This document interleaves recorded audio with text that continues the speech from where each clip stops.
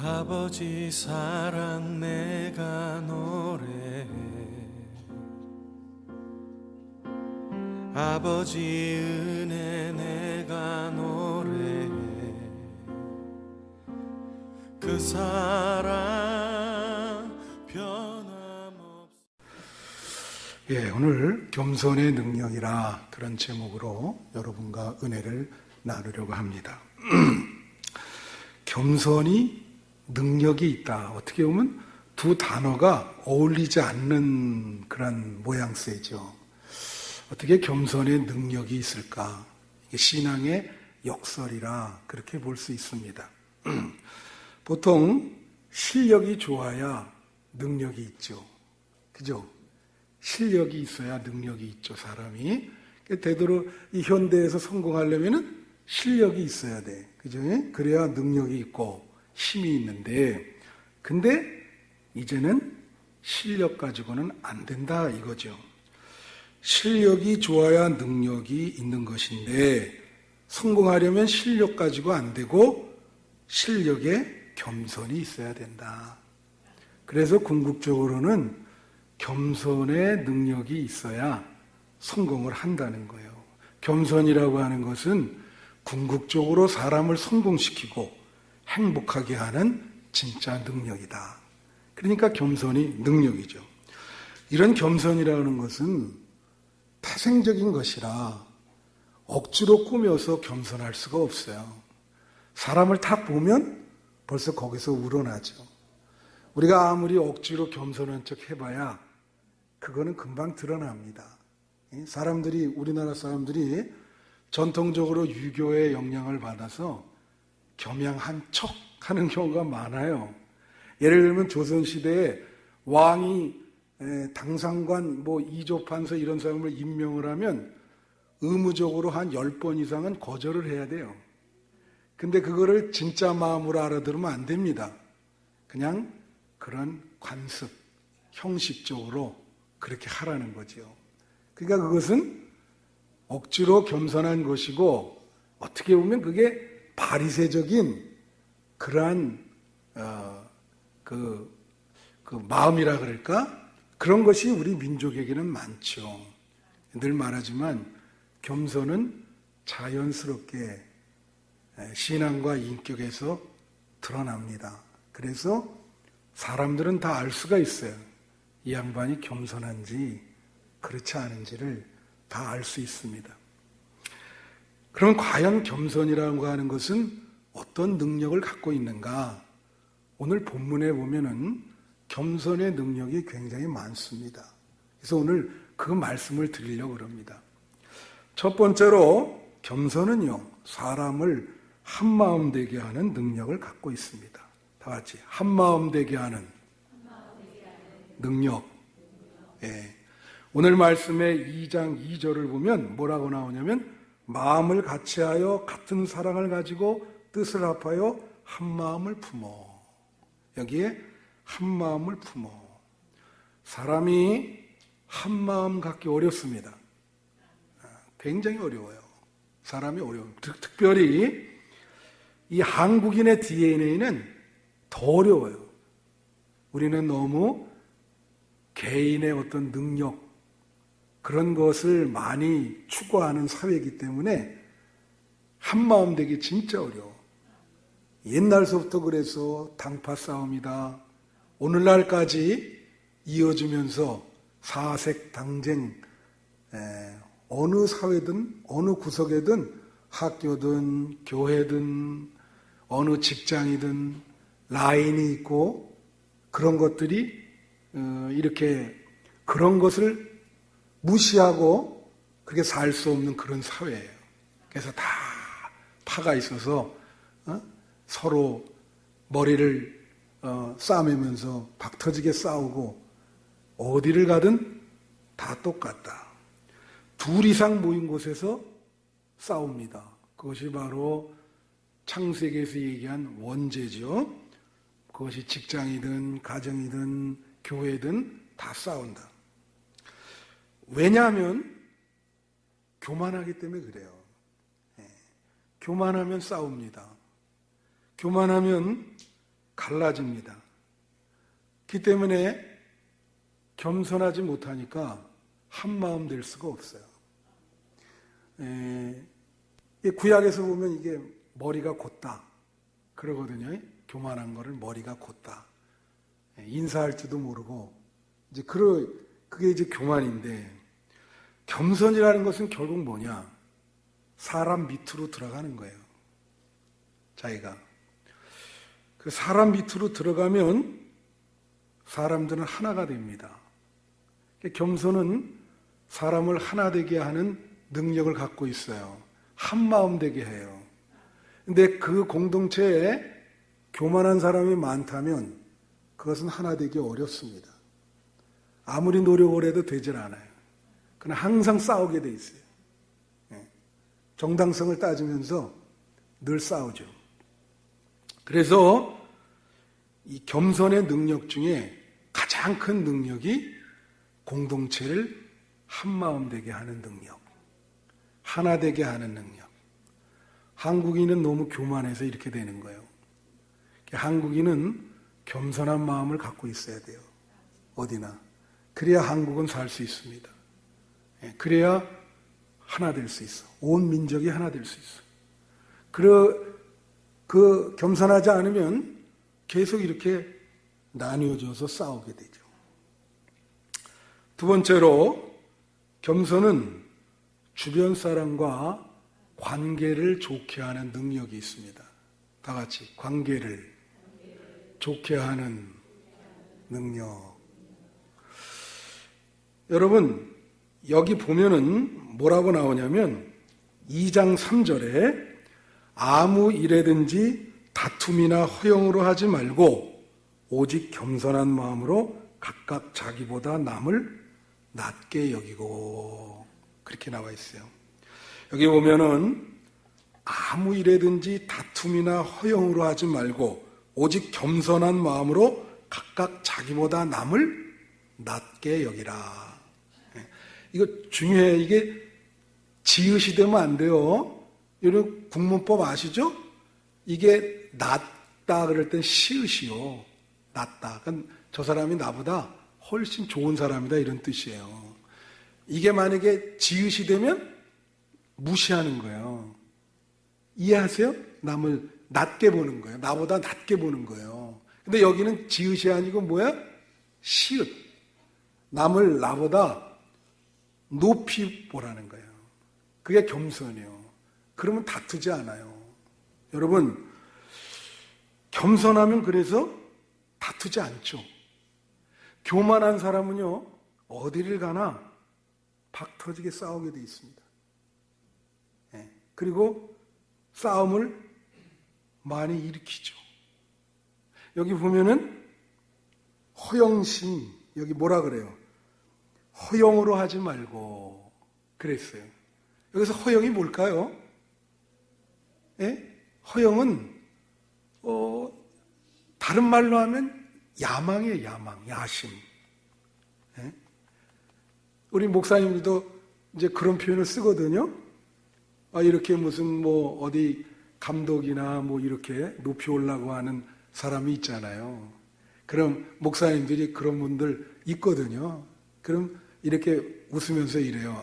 목사님 야망이 높으시네. 야망. 그게 이제 허영심이죠. 쓸데없는. 이게 특히 높은 자리에 올라가려고 하는, 그죠? 우리 다 그런 거 있습니다. 여러분 없겠어요? 저도 있고 다 있죠. 쓸데없는 허영심. 사람은 그런 허영심이 다 있어요. 그게 교만하기 때문에 그런 허영심을 갖고 있는 거예요. 겸손하면 그런 허영심이 없다. 그냥 자기는 여기에 족하고 남을 더 높게 보고 나는 내 본분과 처지를 아는 거죠. 그러니까 자꾸 그렇게 되면 남을 칭찬하게 되거든요. 아이고, 나보다 저 사람 훨씬 나아. 아주 좋은 사람이야. 그러다 보니까 관계가 어떻게 될까요? 좋아지죠. 당연히.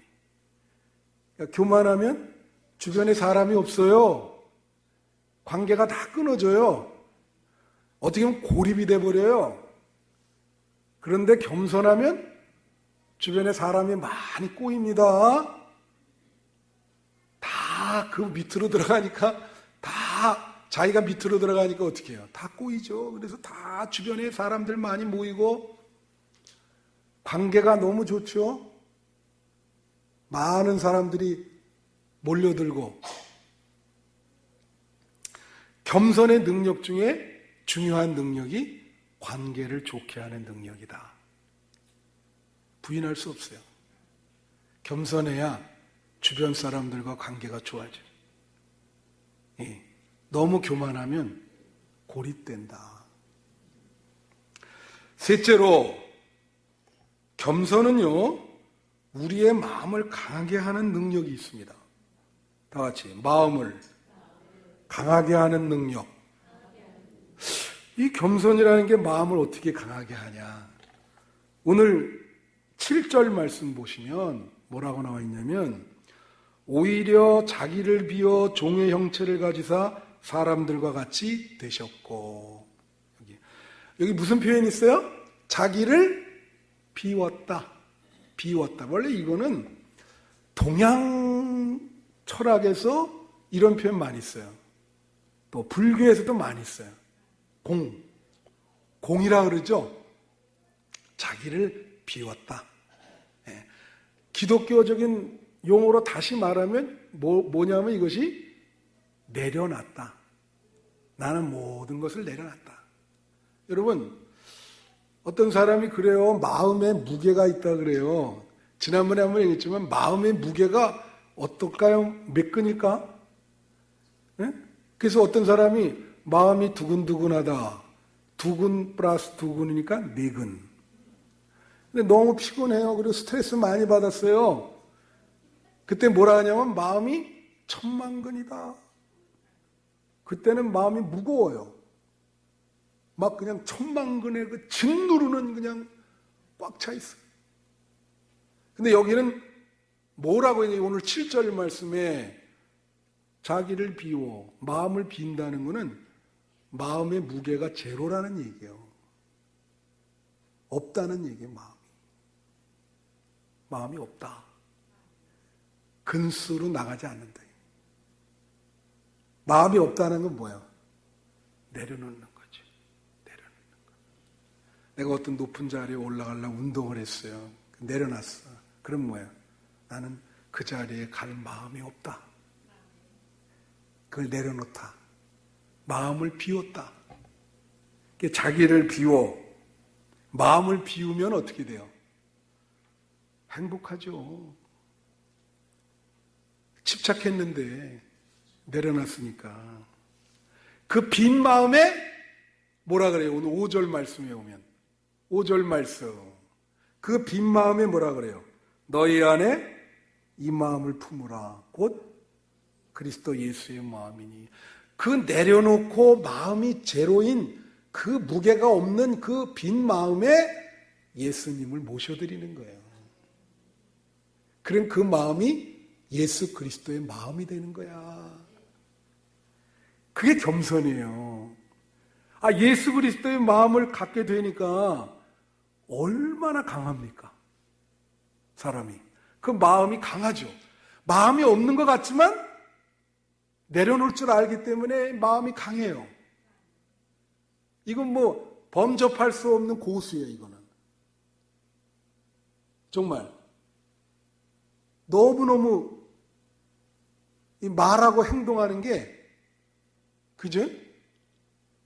그래서 겸손은 마음을 강하게 한다. 예수님의 마음을 갖게 한다. 마음을 비워서 그 텅 빈 마음에 예수님이 들어오셔서 예수님의 마음이 되니까 얼마나 강해.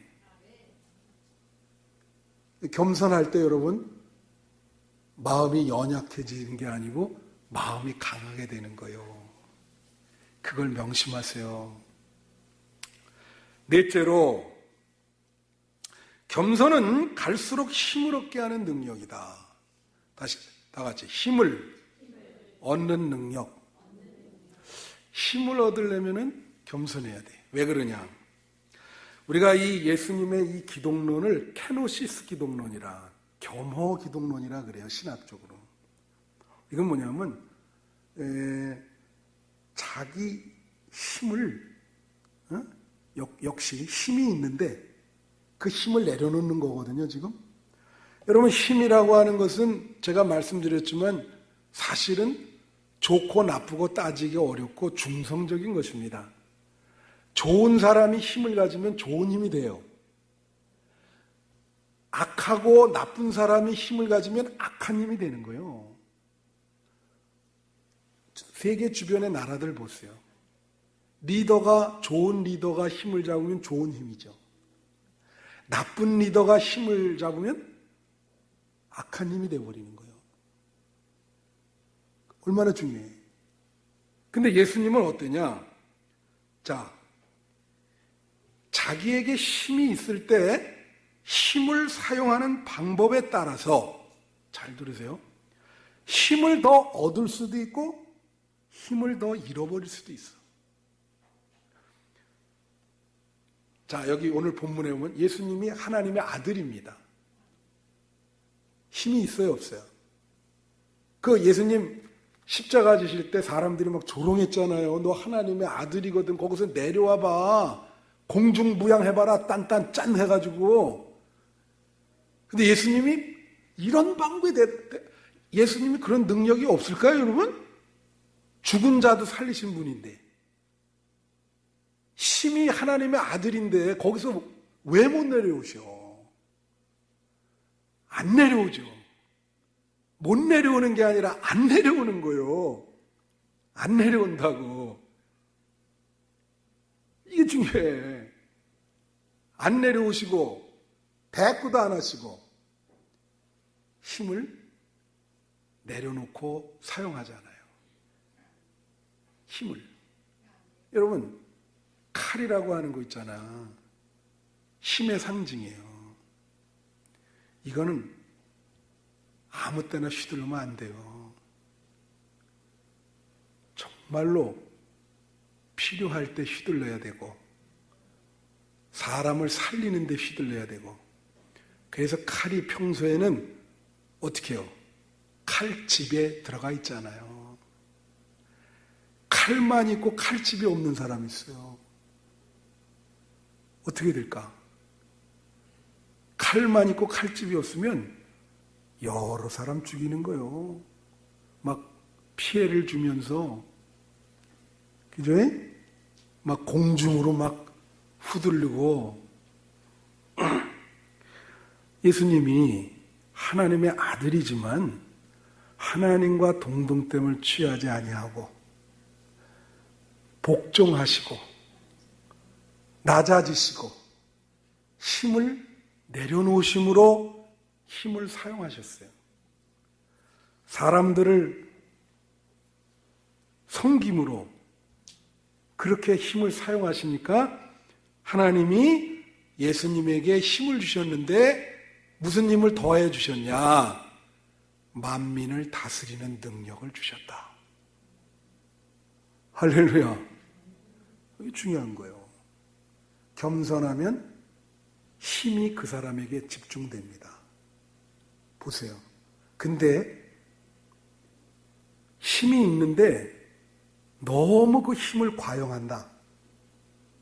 그러면 얼마 안 있으면 힘을 잃어버리게 돼요. 다 잃어버리게 돼. 오늘날 보니까 이런 얘기하면 안 되죠. 참 감옥 가는 사람 많잖아요. 근데 미안합니다. 정치 얘기 전 안 합니다. 그죠? 좀 힘을 잃어버리잖아요. 다. 힘이 있을 때 사용을 잘해야 돼요. 그걸 과용을 하면 그렇게 되는 거예요.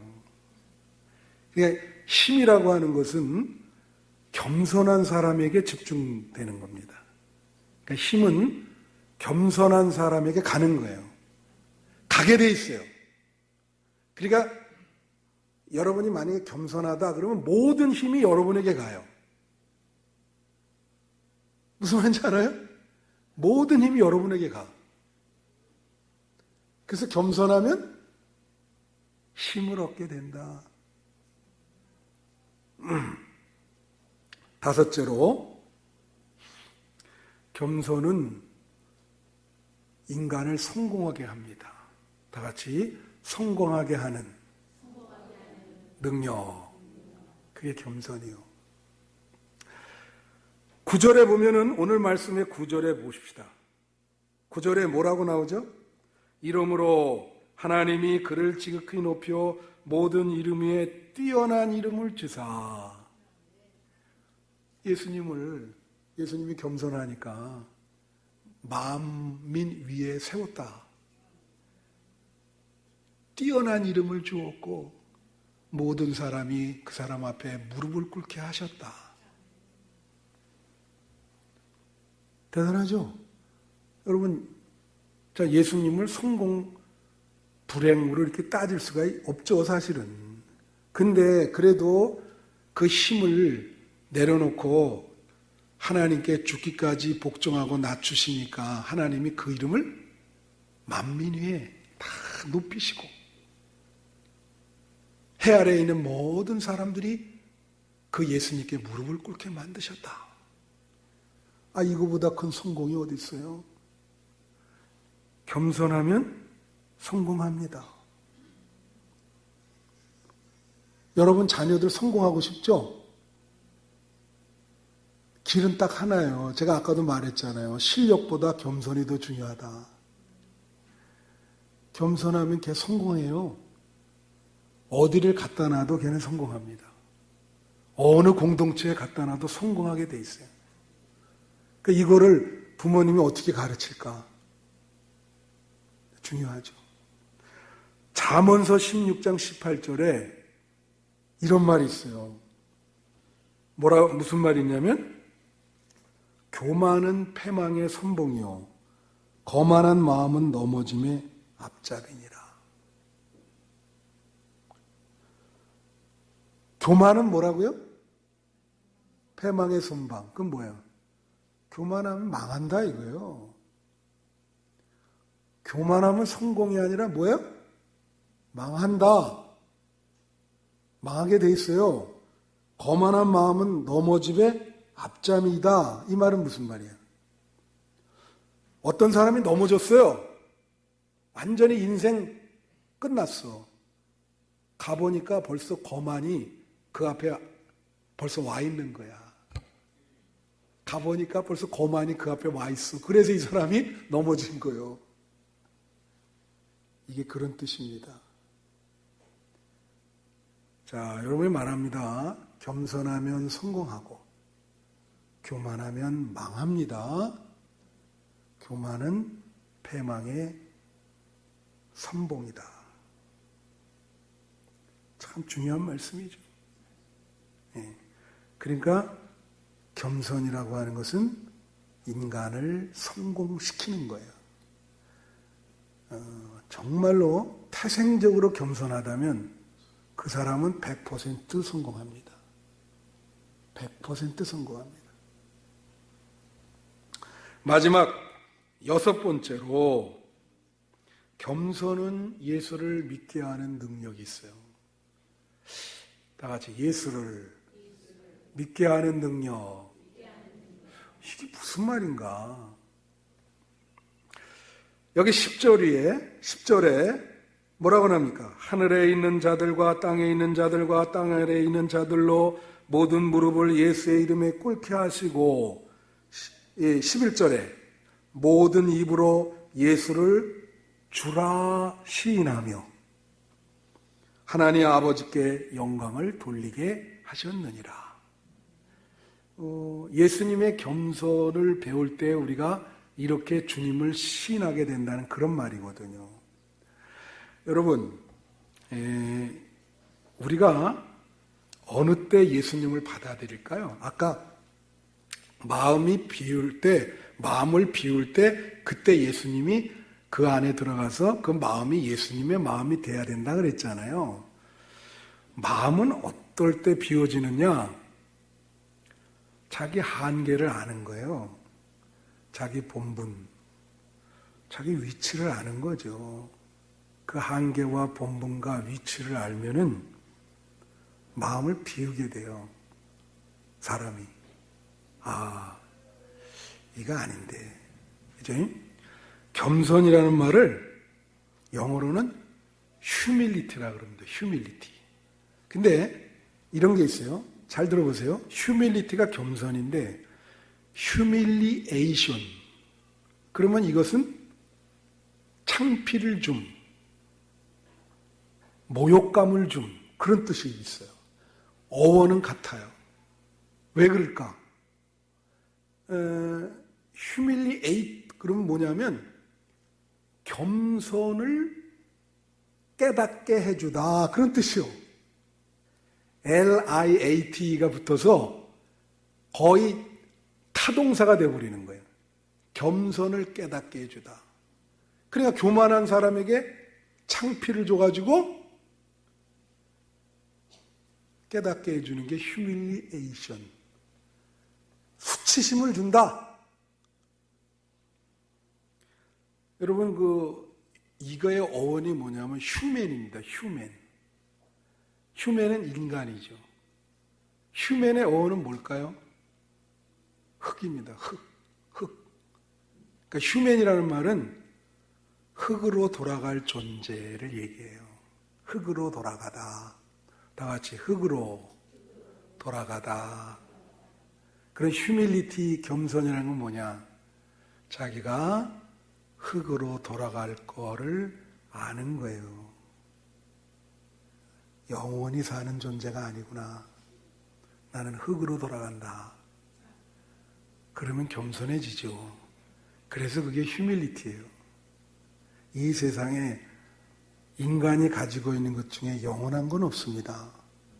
여러분의 물질도, 여러분이 누리고 있는 지위도, 명예도, 건강도 그거는 일시적인 거예요. 사라지게 돼 있습니다. 사라지게. 어떤 목사님 그러더라고요. 우리 후배들도 감독된 이들이 많아요. 근데 어떤 분들이 그런 걸 부러워하는 사람이 있어. 그랬더니 어떤 목사가 앞에 있다가 옆에 있다가 그러더라고요. 또 큰 교회를 또 부러워하는 목사도 있을 거 아니에요. 그죠? 그랬더니 그 목사 하는 말이 이거 봐. 은퇴하면 다 똑같아. 은퇴하면 다 똑같이 초라해져 가지고 갈 때도 그렇고 그러니까 그거 부러워하지 마라. 몇 년 남았어. 은퇴하면 뭐야? 다 똑같은 은퇴 목사요. 은퇴 목사. 다 똑같죠, 뭐. 그게 현직위에 있을 때나 그렇지. 그래서 그 말을 딱 들으니까 일리가 있어요. 일리가. 그러니까 humility라는 말은 뭐예요? 흙으로 돌아가는 자기 한계를 아는 거예요. 그럼 사람이 겸손해지죠. 자기 운명을 알잖아요. 내가 앞으로 어떻게 될지. 진시황처럼 저렇게 죽지 않으려고 불로초 구하해가지고 사람들 많이 죽이고 자기가 영원히 살 것처럼 말이 안 되는, 늘 얘기하지만 진시황은 사이코예요. 쉽게 말하면 현실 감각이 없는 거죠. 사람은 말에 현실 감각이 금방 상실됩니다, 이거. 이런 믿음도 현실 감각이 있어야 돼요. 이 현실 감각을 잃어버리면 사람이 이게 진시황처럼 되는 거예요. 완전히 사람 사이코 되고 완전히 상실돼 버려요. 자, 제가 왜 이렇게 얘기하냐? 왜 겸손이 예수를 믿게 하는 능력이 있는가?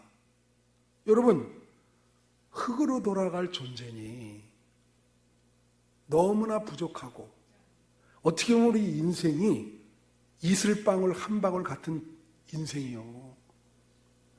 그러니까 우리는 영원한 것을 붙잡고 싶잖아요. 그래 안 그래요? 우리가 한계가 있으니까. 그래서 예수님을 붙잡게 되는 거예요. 예? 우리는 정말 그냥 사라질 존재이기 때문에 예수님을 붙잡죠. 그래서 성경에 예수님이 자기 모습을 하나님이 자기 모습을 보여주는 존재는 자기 한계를 아는 존재. 내가 부족하다. 나는 흙으로 돌아갈 존재다. 이걸 일찌감치 깨달은 사람에게는 하나님이 자기 모습을 일찍부터 보여줍니다. 나를 붙들어라. 그래서 겸손하면 하나님을 믿게 되는 거예요. 자기 본분을 아니까, 운명을 아니까. 겸손하지 못한 사람은 이게 운명을 모르거든요. 그래서 막 천년 만년 살 것 같아. 그런 사람 하나님을 믿겠어요? 안 믿지? 그 천년 만년이라는 게 겨우 10년. 어떤 목사님이 그래요. 나이 드신 목사님. 자기 생을 말하면서 얘는 딱 10년 남은 것 같아. 이거 10년 남았는데 이 10년을 어떻게 보내냐? 그죠? 여러분 몇 년 남았습니까?